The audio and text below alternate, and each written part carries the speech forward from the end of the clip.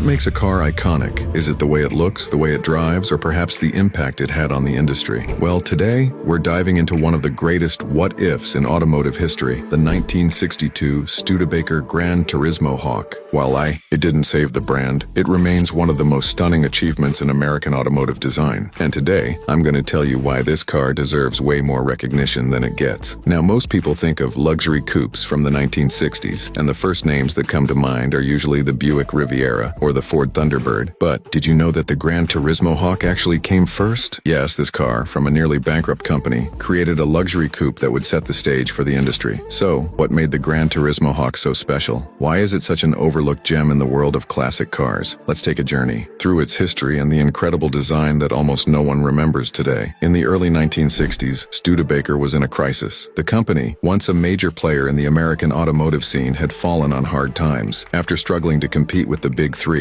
Ford, GM, and Chrysler, Studebaker found itself on the brink of collapse. By the late 1950s, they were losing money fast, and new cars were just repurposed versions of their older designs. But the company wasn't ready to give up yet. They needed something extraordinary to create excitement and maybe, just maybe, keep them in the game. Enter the 1962 Studebaker Gran Turismo Hawk. Despite being cash-strapped and dealing with an aging lineup, Studebaker set out to create something fresh, something that could compete with the likes of the Thunderbird and the Riviera. This car was the brainchild of Sherwood Egbert, a man with a vision to revitalize the brand, and designer Brooks Stevens, who worked with an incredibly tight budget. In fact, the budget for the entire redesign was less than $50,000, pocket change in the world of auto manufacturing. But despite that, Stevens was able to pull off something remarkable. What's incredible is that he used the same body shell and chassis from previous Hawks, but transformed the car into something entirely new. He cleaned up the design, removing the excessive chrome and fins that had become outdated, and replaced them with sleek, clean lines that felt right at home in the 1960s. He added a more formal squared-off trunk and a European-influenced grille, along with a stunning interior that had a wood-grain panel and a new dashboard, giving it that sports car feel. It's hard to believe that a company on the brink of collapse could produce something so refined, but that's exactly what they did. The Gran Turismo Hawk was America's original luxury coupe, setting the standard for others like the Buick Riviera and the Ford Thunderbird that would follow. And here's where it gets even more interesting. Studebaker also offered a rare, supercharged R2 version of the Gran Turismo Hawk. These models, with their performance upgrades, were built to stand out in a crowded market of luxury cars. Yet today, very few people remember them. Sadly, the Gran Turismo Hawk couldn't save Studebaker. Despite its incredible design, the company couldn't keep up financially, and by December 1963, American production of the Gran Turismo Hawk ended. However, the legacy of this car lives on. It's a true testament to what can be achieved with limited resources and innovative thinking. So, why did this car never get the attention it deserved? Maybe it was the timing. Maybe it was because Studebaker's financial troubles were simply too overwhelming to overcome. But the Gran Turismo Hawk remains one of the great what-ifs in automotive history. What if Studebaker had the financial backing to truly develop this car into a mainstream success? What if they had survived long enough to continue making these incredible machines? We'll never know. But what we do know is that the Gran Turismo Hawk is one of the most beautiful American cars of the 1960s, created by a company making its last stand. Its elegant design and forward-thinking performance should have made it a household name in the luxury coupe market. Now, do you have any stories or experiences with the Studebaker Gran Turismo Hawk, especially the rare R2 models? If so, share them down below in the comments. I'd love to hear them. And as always, make sure to like, share, and subscribe. It really helps me out, and I'll see you in the next video.